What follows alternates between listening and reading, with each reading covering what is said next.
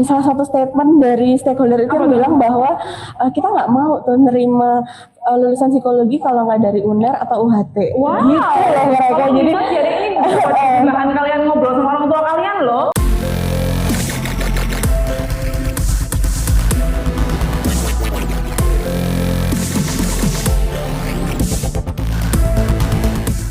Assalamualaikum warahmatullahi wabarakatuh. Selamat siang semuanya, salam sejahtera buat kita semuanya. Terima kasih yang sudah bergabung. Hari ini kita berjumpa lagi nih di acara podcast kita tercinta, bedah jurusan Fakultas Psikologi bersama Universitas Hang Tuah yang masih berkolaborasi akrab sama Nutron Surabaya.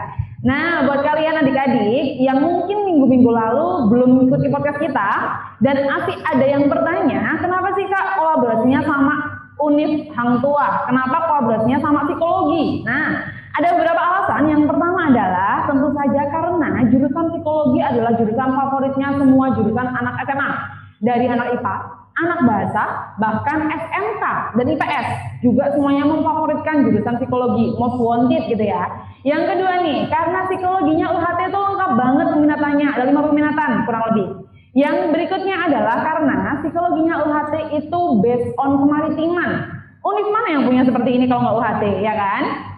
Yang nggak kalah penting, dosennya mau loh datang ke sini buat sharing informasi tentang jurusan psikologi sama kita. Terjun langsung ngasih info kalian.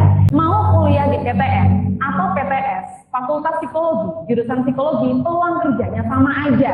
Jadi nggak ada alasan buat nggak masukin Fakultas Psikologinya UHT ke planning listnya kalian. Besok mau kuliah di mana ya? Segera masukin ya. Hari ini perkenalan dulu kali ya. Nama kakak adalah Kak Yani, kakak yang akan memandu acara kece dan useful pada siang hari ini dari awal sampai akhir. Dan buat yang udah bergabung, gimana kabarnya kalian semua? Sehat ya? Semoga sehat ya, meskipun masih pandemi dan sekolah juga online. Masih online sekolahnya kan ya adik-adik semua ya.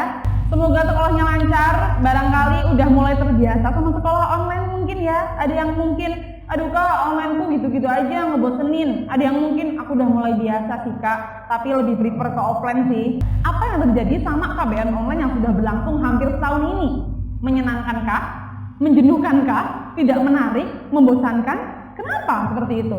Padahal kita tahu bahwa pandemi kita belum tahu kapan akhirnya. Kapan nih berakhir pandeminya? Kita harus segera adaptasi sama segala perubahan, termasuk cara sekolah kita yang harus online.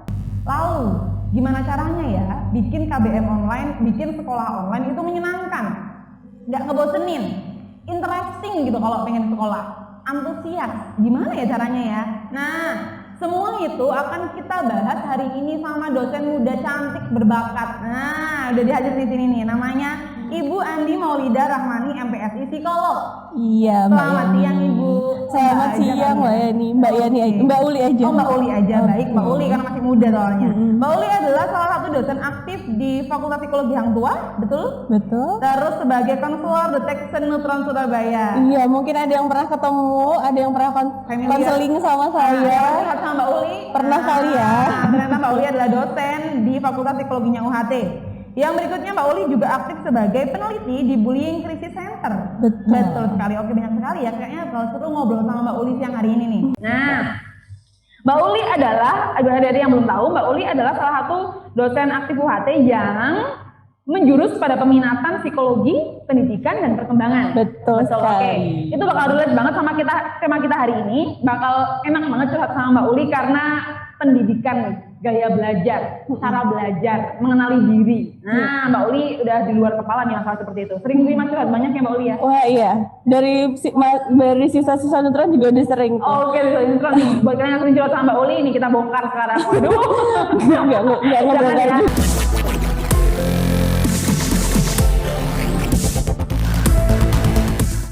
Kalau ngomongin tentang psikologi peminatan pendidikan dan perkembangan, buat adik-adik yang ngikutin podcast kita minggu-minggu lalu, kita udah ngebahas ada psikologi klinis, betul, ada psikologi industri, industri ada psikologi organisasi, sosial, betul, dan sekarang yang keempat sama Mbak Uli, psikologi pendidikan dan perkembangan. Yes. Bedanya apa sama peminatan yang lain? Terus apa yang kita pelajarin? Kenapa kita harus belajar psikologi pendidikan? Kenapa Mbak Uli? Jadi psikologi pendidikan itu sasaran utamanya pasti siswa yang berada di jenjang pendidikan. Oke. Gitu ya. Jadi sasaran utamanya siswa, tapi tidak menutup kemungkinan kalau kita menangani siswa kita pasti ketemu sama orang tuanya, Iya, betul. gurunya, Betul. kemudian lingkungan tempat tinggal Betul, siswanya, iya. kemudian kebijakan. Jadi penentu kebijakannya itu juga kita harus tahu kebijakannya apa, sehingga kita harus tahu juga di sekolah itu kebijakannya apa gitu. Jadi sasaran utamanya siswa supaya kita bisa membantu. Jadi hasil-hasil penelitiannya psikologi pendidikan itu membantu supaya hasil belajarnya siswa-siswa lebih optimal. Itu tujuannya. Oke, belajar di situ berarti ya. Iya. Berarti konteksnya tentang cara belajarnya kalian buat memaksimalkan potensi diri kalian biar nilainya juga maksimal. Nih, Betul. oke. Mbak Uli punya materi nih, biar kalian ngerti paham, barangkali nanti mau masuk psikologi, bingung mau milih apa. Aku milihnya apa ya kalau besok masuk UHT ya? Aku mau klinis, sosial, atau milih tentang industri, atau mungkin pendidikan. Kayaknya aku kok suka ngajar ya Mbak. Kayaknya aku suka ngobrol, suka kalau ngasih pendapat ke orang tuh aku suka ngasih nasihatnya lancar. Tapi kalau diri sendiri tuh enggak gitu ya Mbak Uli, yang seperti itu mungkin. Nah, lanjut nih ke materinya Mbak Uli, biar kalian semakin paham apa itu peminatan psikologi pendidikan, apa aja yang dipelajarin, dan nanti kuliahnya akan seperti apa. Ini dia dari Mbak Uli. Oke, terus kenapa sih Mbak Uli kita harus belajar psikologi pendidikan? Oke, jadi kayak yang tadi sudah dibicarakan ya. Jadi hasil-hasil penelitian psikologi pendidikan itu kebanyakan dijadikan dasar dari kebijakan suatu negara misalnya. Gitu. Jadi kalau kita nggak melakukan penelitian, kalau kita nggak cari tahu siswa itu cara belajarnya gimana, siswa itu perkembangan emosionalnya gimana, kalau kita nggak tahu itu, gimana caranya pemerintah bakal menentukan, oh kalau gitu jam belajarnya dari jam berapa sampai jam berapa nih ya, gitu. Oh kalau gitu jam pelajarannya itu 45 menit aja satu jam pelajaran. Nah itu semua itu pasti ada dasarnya. Nah biasanya dasarnya itu dari penelitian-penelitian terdahulu, yang salah satunya pasti dari penelitiannya psikologi pendidikan. Oh, jadi orang psikologi itu ngefeknya luar biasa damage-nya ya Bun. Sampai ke kebijakan pemerintah itu Bisa. dari orang psikologi juga Bisa. penelitiannya. Iya, bisa. Oh gitu. Oke, next coba ada materi apa lagi dari Mbak Uli? Oke, ini dia. Ini dia gambaran ruang lingkup psikologi pendidikan. Ya, Gimana nih, jadi Mbak Uli? mulai dari apa tuh namanya kebijakan negara. Kayak misalnya pandemi ini ya. Oke, negara kan bilang nih kalau harus social distancing, harus physical distancing. Akhirnya turun ke daerah. Jadi daerah kan yang punya otoritas mau ngikutin atau enggak nih kayak gitu kan ya. Kan waktu awal-awal tuh kita Surabaya tuh masih yang paling belakangan untuk offline gitu kan ya gitu. Nah, jadi mulai dari kebijakan itu kita harus psikologi pendidikan tuh tetap harus ngikutin. Gitu karena yang kita hadapi itu siswanya, kita harus tahu apa yang dihadapin sama siswanya. Kalau kita nggak tahu apa yang dihadapin sama siswanya, kita nggak bisa tahu apa yang mereka pikirkan, apa yang mereka rasakan, apa yang mereka hadapi gitu kan. Lalu kebijakan daerah, lalu turun ke kebijakan sekolah pasti. Nah, lalu kebijakan sekolahnya nanti mungkin kalau sekarang waktu itu ada uji coba offline juga kan pernah. Nah, itu juga sempat bikin heboh kayak gitu. Nah, itu juga pasti mempengaruhi gimana orang tuanya.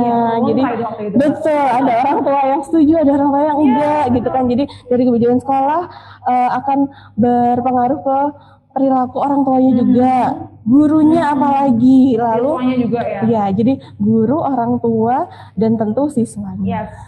Gitu. Jadi itu gambaran dari materi yang dibawa Mbak Uli. Oke, ini kegiatan apa nih Mbak? Oke, ini salah satu kegiatan yang dilakukan oleh Fakultas Psikologi Universitas Hang Tuah ketika kita melakukan pengabdian masyarakat. Gitu, karena kita tujuannya kan kemaritiman ya. Salah satu speknya adalah kemaritiman. Jadi kita seringkali melakukan pengabdian masyarakatnya itu di daerah pesisir. Oh, gitu ya. Gitu. Kalau ini itu di daerah Tambak Wedi. Dekatnya jembatan Suramadu situ ya. Jadi ini betul. Jadi ini berawal dari curhatan guru PAUD-nya gitu ya. Jadi kan kami mencari tahu nih ya. Iya betul. Sebelum bedanya psikologi sama yang lain tuh ya. Kalau misalkan psikologi itu kita harus berdasarkan kegiatan ilmiah. Oke, kalau ini asesmen keberfungsian keluarga gitu. Kalau yang tadi pengabdian masyarakat, kalau yang ini lebih ke penelitian sih sebetulnya. Jadi keberfungsian keluarga di remaja pesisir juga. Jadi itu juga masih daerah sana. Nah, Kalau yang ini yang jadi sasaran adalah Karang Tarunanya. Orang tarunanya. Iya, oke. jadi mereka mau tuh meluangkan waktu sebelum mereka jadi panitia 17 Oh, Agustus. sebelum berkegiatan gitu ya. Iya, jadi saya dikasih waktu tuh untuk mereka ngisi kuesionernya dulu. Lalu setelah ngisi kuesioner kita sharing apa sih yang paling penting menurut kalian dalam berinteraksi dalam keluarga. Terus mereka ada yang bilang kalau bisa bercanda bareng, kalau bisa makan bareng, kalau bisa pergi ke suatu tempat yang baru bersama-sama. Jadi mereka lebih sadar gitu ya bahwa oh ya berarti momen-momen bersama keluarga itu mungkin Berharga memang. iya Dan sedikit dibutuhkan. sedikit tapi bermakna gitu. Itu yang mungkin mereka nggak obrolkan sama orang tua mereka. Betul. Karena orang tua itu kan biasanya sibuk bekerja, anak sibuk ngobrol gitu-gitu biasanya mungkin ya. Ada kegiatan lagi nggak nih Mbak Uli nih? Ya Satu dari lagi Fakultas kayaknya. Psikologinya Hang Tua kayaknya ada lagi. Oh, Nah ini apa nih Mbak Uli? Pencegahan perilaku negatif beresiko. Jadi ini juga sekolahnya daerah sana. Itu gurunya yang bercerita bahwa ini nih Pak banyak nggak banyak sih udah mulai muncul nih beberapa anak yang keluar dari sekolah karena mereka hamil duluan atau misalnya ketangkap polisi karena ikut minum-minum kayak gitu. Nah, kegiatan itu mencegah supaya yang banyak ini itu tidak ikut-ikutan yang sedikit Iya, itu. betul. Sebenarnya itu sedikit kan, tapi memang damage-nya itu nggak main-main ya. Gitu. Jadi itu makanya usaha pencegahan supaya mereka tahu bahwa ini perilaku negatif loh. Kita balik lagi nih ke tema kita Mbak Uli, itu tentang pendidikan ya, psikologi pendidikan. Kalau tema kita hari ini happy online learning. Oke. Tipsnya dari Mbak Uli biar kita bisa create happy online learningnya kita sendiri itu gimana sih Mbak? Oke, kan happy ya, HAPPY gitu ya. Jadi yang pertama itu ada have faith and hope that this too shall pass. This tuh maksudnya kondisi ini. Akan berakhir gitu ya? Ya, gitu. Kita memang nggak tahu kapan, kita memang belum tahu akan berapa tahun lagi mungkin. Tapi kalau misalkan yang kita pikirkan itu ini sampai kapan, ini sampai kapan, ini sampai kapan, maka yang muncul adalah emosi negatif. Yes. Gitu. Jadi terus kalau kita punya faith, kita punya hope bahwa ini akan berakhir, maka yang muncul adalah positif pemikiran. Jadi pemikirannya positif yang muncul. Nah, kalau pemikiran kita positif, maka kita akan lebih bisa memunculkan strategi-strategi. Kalau misalkan yang muncul tuh emosi negatif, maka yang akan terjadi adalah ngeluh-ngeluh aja. Nggak bakal ada pergerakan, nggak bakal ada pemunculan rencana-rencana baru gitu. Tapi kalau kita punya faith, kalau kita punya hope bahwa ini akan berakhir kok. Kita yang belum tahu kapan, tapi diperpendek aja. Ini akan berakhir. Yakin aja dulu. Iya, ini akan berakhir. Ini akan berakhir. Itu yang pertama ya, Dek. Yang kedua apa nih, Mbak Uli? Oke, yang kedua admit. Jadi akui. Jangan didinai, jangan disangkal.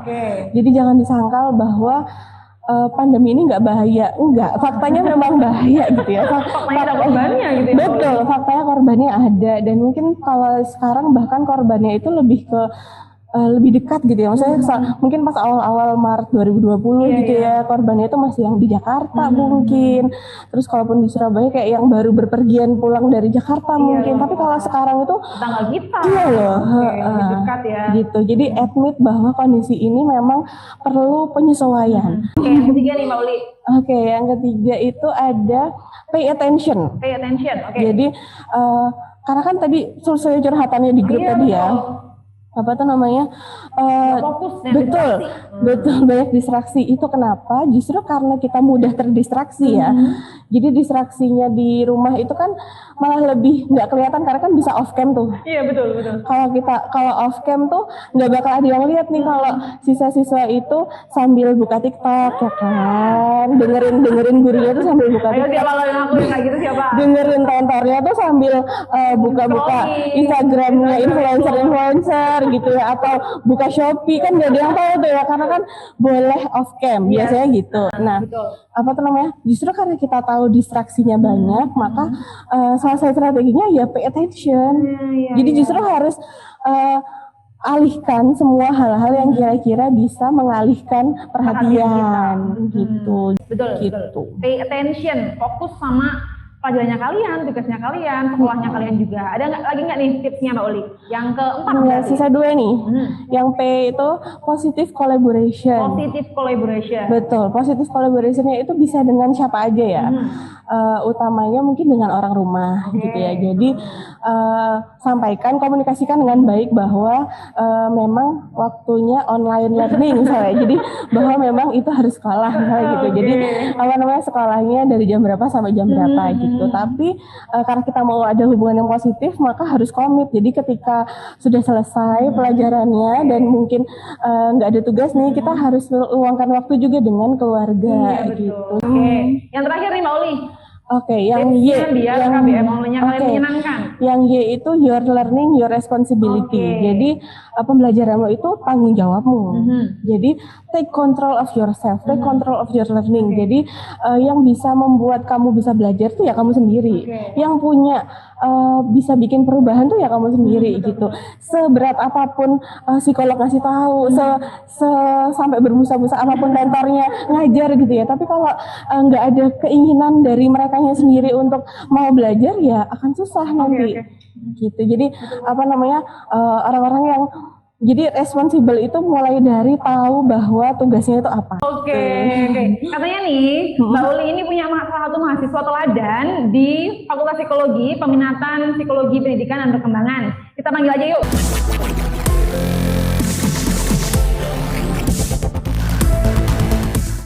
Halo, aku panggilnya siapa nih? Kak Erla, dia namanya Kak Erla. Kalau tadi kita ngobrol sama ibu dosennya, mbak dosennya yang cantik, ternyata mahasiswanya juga nggak kalah cantik ya. Sebenarnya hatinya orang cantik semua. Namanya Mbak Erla, biasa panggilnya ya. Mbak Erla adalah mahasiswa semester 5, betul? Terus Mbak Erla juga sibuk di organisasi BEM dan Gerak Indonesia. Ternyata aktivis ya adik-adik ya. Terus Mbak Erla angkatan 2018, betul ya? Sekarang lagi apa nih Mbak Erla? Semester 5 lagi belajar apa? Lagi sibuk apa? Praktek gitu tapi online gitu. Penelitian juga online, tapi kebetulan saya dapatnya yang offline gitu, ke rumah saya. Ada lagi sibuk praktek deh. Yang mau tanya-tanya sama Mbak Erla boleh tanya di kolom komentar, atau sama Mbak Uli juga boleh tanya di kolom komentar. Terus pertanyaan yang wajib kita tanyakan sama mahasiswa psikologinya UHT, kenapa dulu milih psikologi UHT? Kenapa milih psikologi Hang Tua gitu ya? Pertama tuh ada passion ya. Ada passion. Jadi jadi kayak lihat-lihat dulu tes awal dulu waktu SMA itu ada kayak peminatan gitu kan. Nah tuh lihat-lihat peminatanmu di mana ya gitu. Kebetulan juga harus milih waktu itu swasta.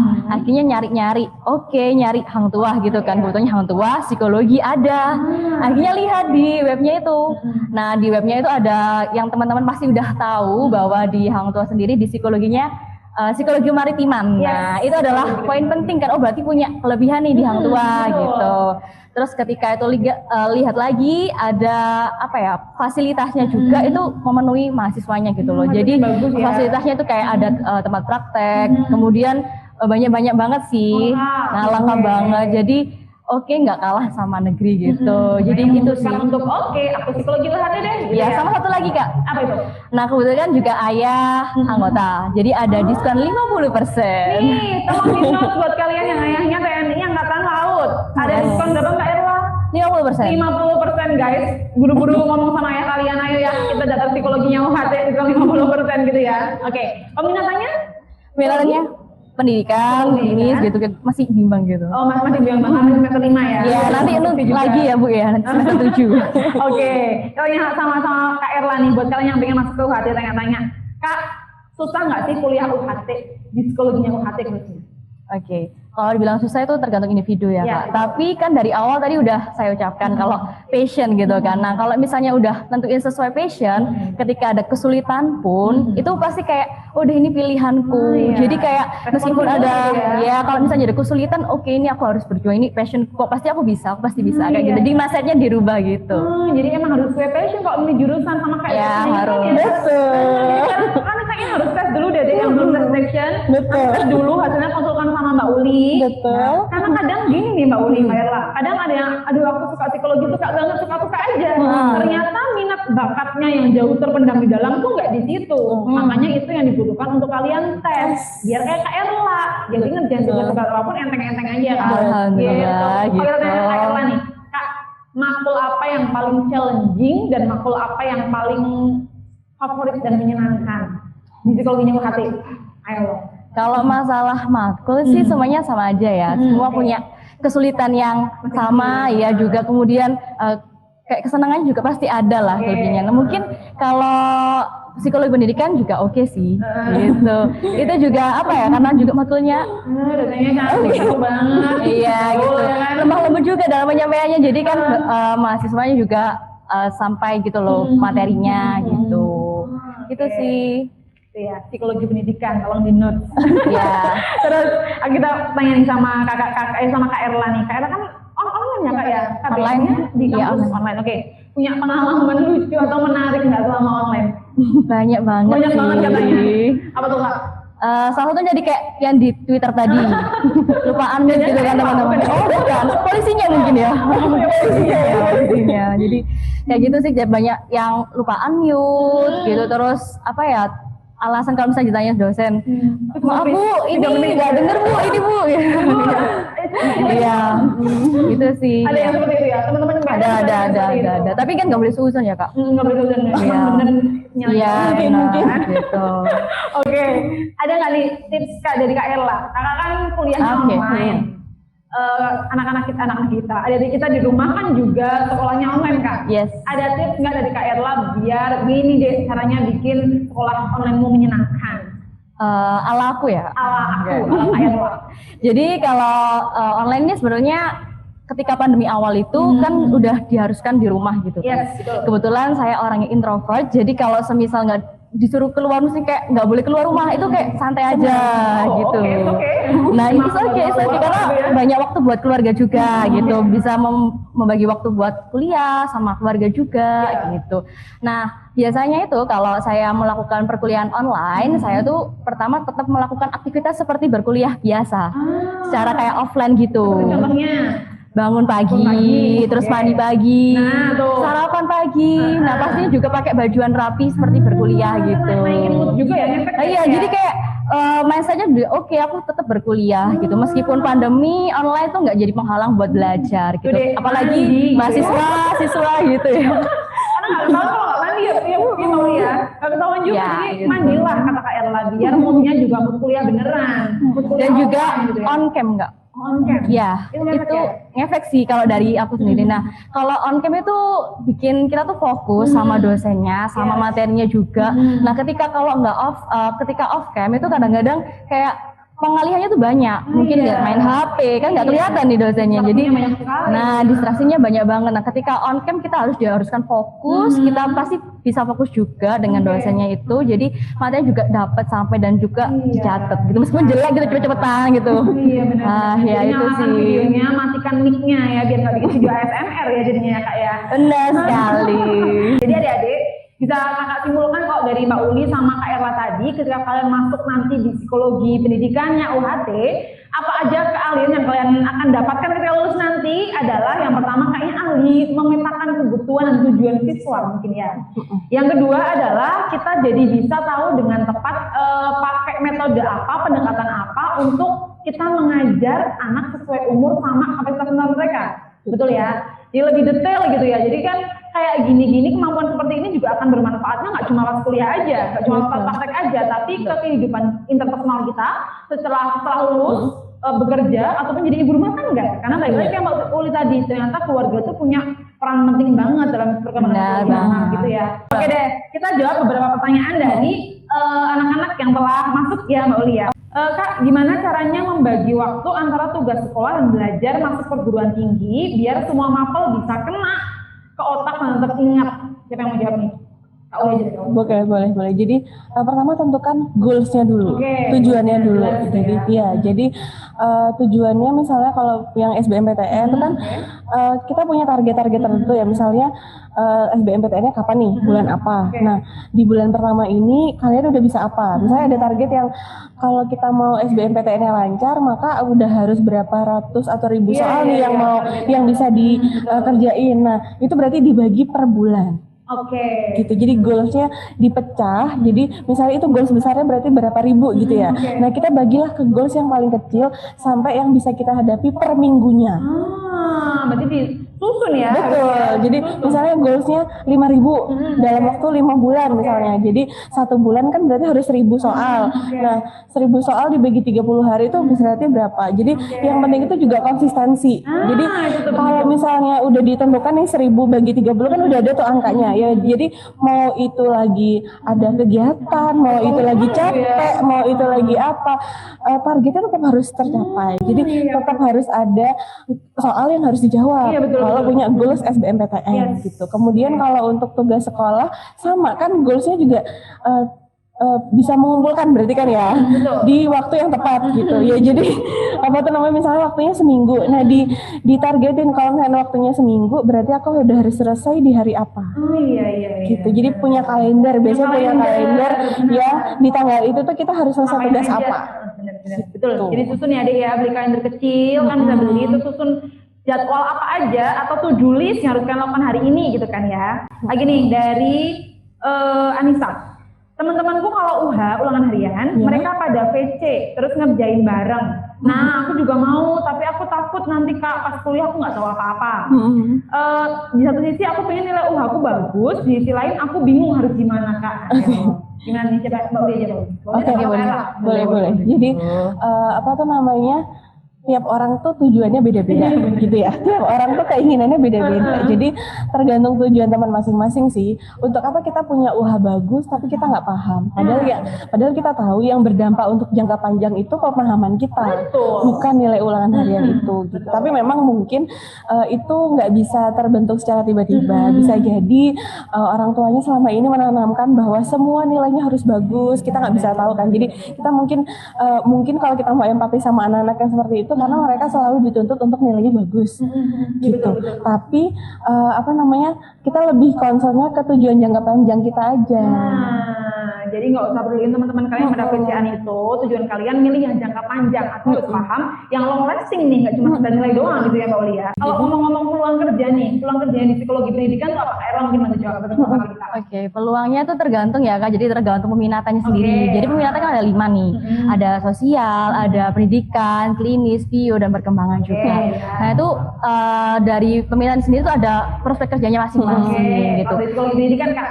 Psikologi pendidikan itu ada guru BK ya Bu ya, kemudian konselor juga gitu. Lagi ya Bu ya. Gini, trainer juga bisa.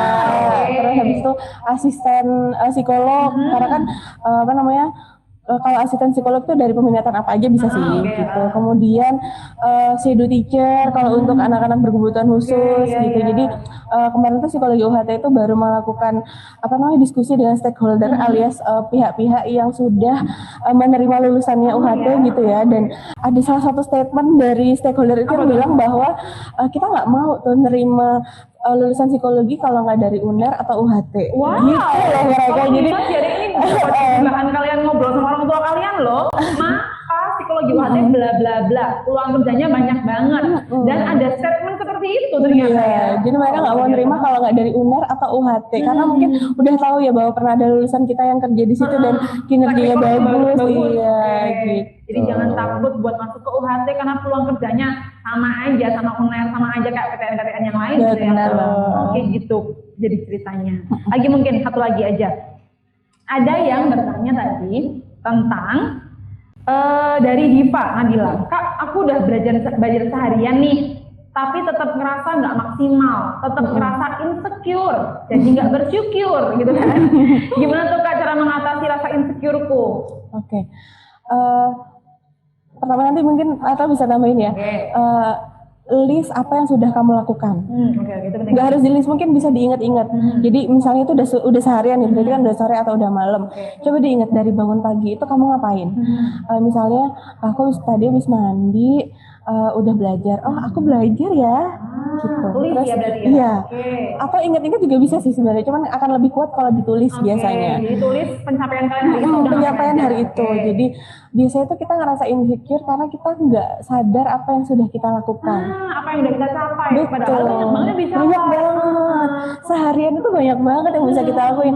Even cuman nanyain kabar ke temen. Itu bisa jadi luar biasa kalau ternyata misalnya teman kita itu lagi depres misalnya. dia lagi down, terus ternyata kita berkesempatan untuk nanya kabar dia dan ketika dia ngerasa wah ada temanku yang nanyain kabar aku, terus dia jadi nggak depres atau nggak depresnya berkurang, itu tuh salah satu bentuk pencapaian loh. Achievement nih buat kalian nih gitu ya. Gitu. Jadi coba diingat-ingat kembali seharian ini tuh ngapain. Itu yang Gitu. Biasanya kan langsung sadar, oh iya ya aku tadi ngapain, ini ya. aku gitu. Itu ya ada Diva tadi, Diva Anissa. Kalau kamu insecure, udah belajar banyak banget, udah capek tapi ngerasa masih kurang aja, tulis apa aja pencapaianmu hari itu. Itu akan membuat kamu lebih bersyukur ketimbang insecure seperti itu. Oke, ada pertanyaan dari room chat Zoom kita. Oke. Gini bunyinya, apakah melirik kiri garuk kepala itu adalah tanda orang sedang berbohong? Itu hoax atau fakta, Mbak Uli? Berat ya.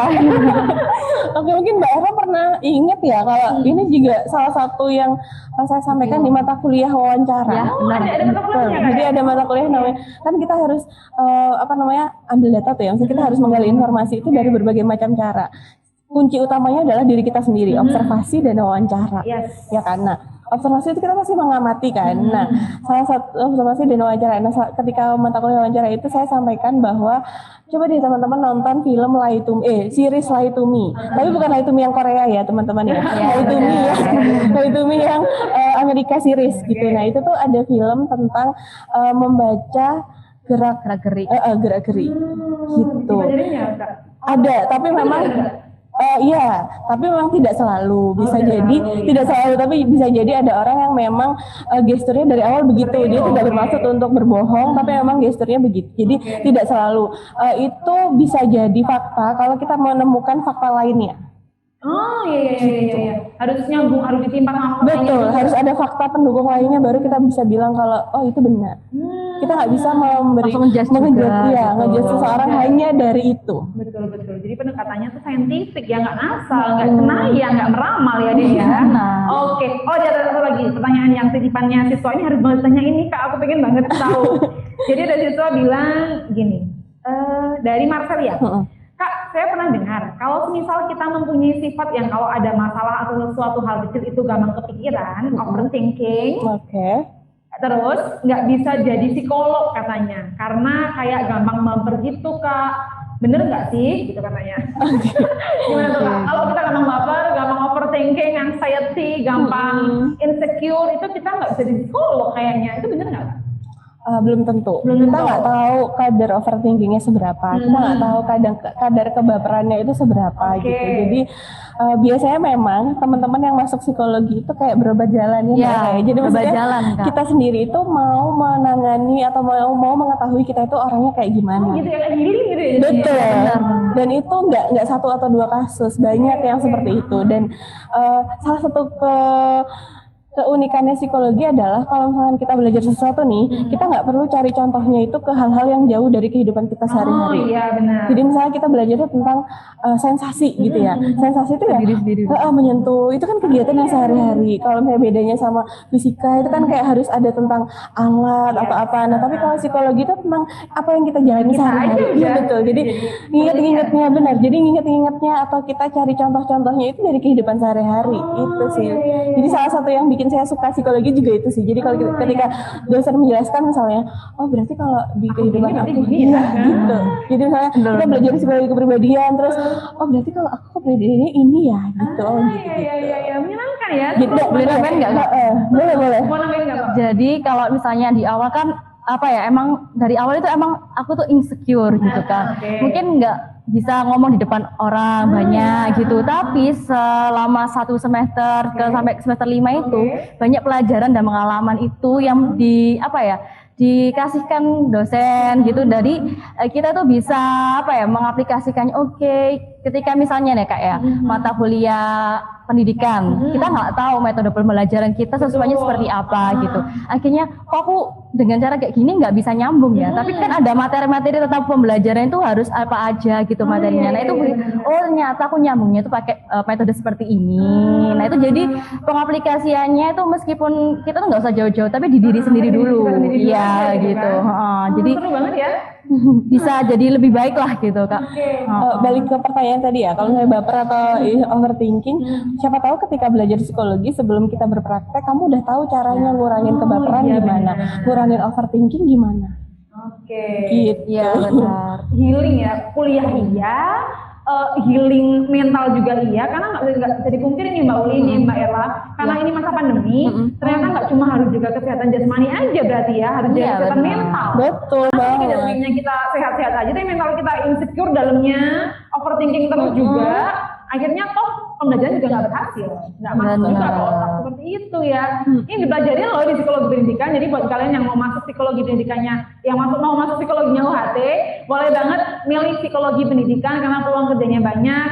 Kemampuan yang dapat setelah kuliah juga luar biasa banget, bisa dimanfaatkan di berbagai aspek kehidupan seperti itu ya. Oke, kayaknya waktunya udah habis nih Kak Mbak Uli. Coba bisa kasih closing statement buat adik-adik kita yang di rumah mungkin Mbak. Oke, kalau saya kapasitas belajar itu gift. Jadi itu mungkin bisa jadi bakat gitu ya. Kemudian cara belajar itu skill. Jadi kita bisa mempelajari untuk mau cara belajar yang seperti apa gitu ya. Tapi keinginan, willingness untuk belajar itu pilihan. Jadi semua bakat, semua skill itu nggak mungkin bisa jadi manfaat kalau nggak ada niat dari teman-teman sendiri, nggak ada keinginan dari teman-teman sendiri. Gitu ya Dek. Kalau dari Kak Erla.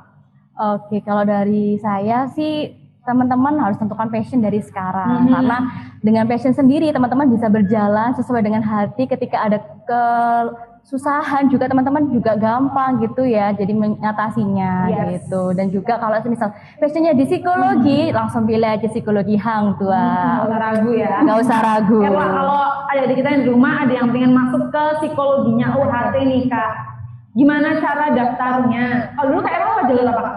Jadi kalau saya dulu di jalur reguler, pakai tes, pakai wawancara juga gitu kebetulan. Tapi harga karena dapat privilege ya. Benar sekali. Jadi caranya gimana nih Kak? Caranya nih Kak? Jadi teman-teman langsung aja diklik mbah Google-nya masing-masing di pmb.hangtua.ac.id. Tolong mau dicoba deh, ayo PMB. Boleh dicoba, itu nanti akan muncul lama seperti itu di sescreen itu tadi. Nah, itu ada pilihan sama datang juga, dan nanti teman-teman ketika masih belum punya akunnya bisa daftar dulu, baru nanti muncul halaman seperti itu. Karena ada jalurnya ada apa jadi Kak jalurnya Kak? Nah, jalur itu ada banyak Kak. Yang pertama ada jalur PMDK, yaitu jalur undangan atau jalur tanpa tes akademik.